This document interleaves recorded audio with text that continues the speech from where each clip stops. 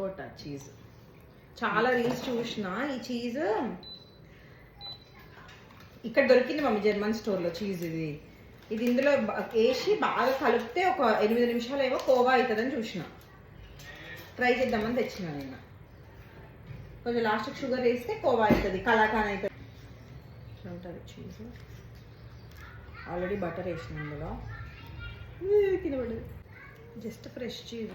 ఇదైతే 8 మినిట్స్లో నాకు టెక్స్చర్ ఏం రాలేదు. ఆల్మోస్ట్ ఒక 20 మినిట్స్ చాలా సిమ్లో పెట్టి చేసిన. బట్ స్టిల్ నాకు అంత కోవా ఫీలింగ్ రాలేదు. బట్ ఓకే, ఒక 50-60% మ్యాచ్ అయిందనమాట.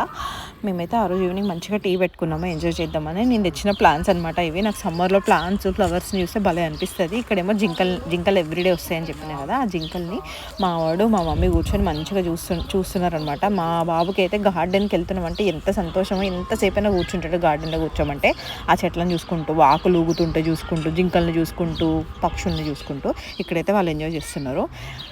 మేమైతే టీ అయిపోయింది, టీ తాగుదామని చెప్పేసి అయితే కూర్చున్నాము. అప్పటికి గౌతమ్ ఇంకా రాలేదు. మేము టీ తాగినాక గౌతమ్ వస్తాడనమాట.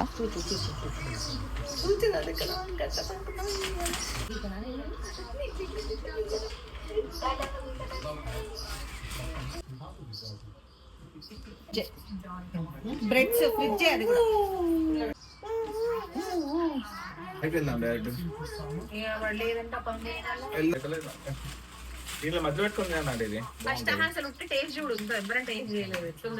చేసుకో. అందుకే టేస్ట్ అసలు ఎట్లా నిజంగా కోవలాగా ఉందా అన్న డౌట్.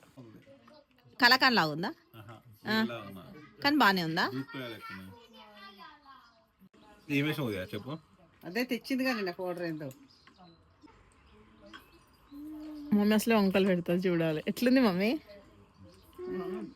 ఒరిజినల్గా చెప్పు, ఫోన్ పెట్టినని చెప్పకు.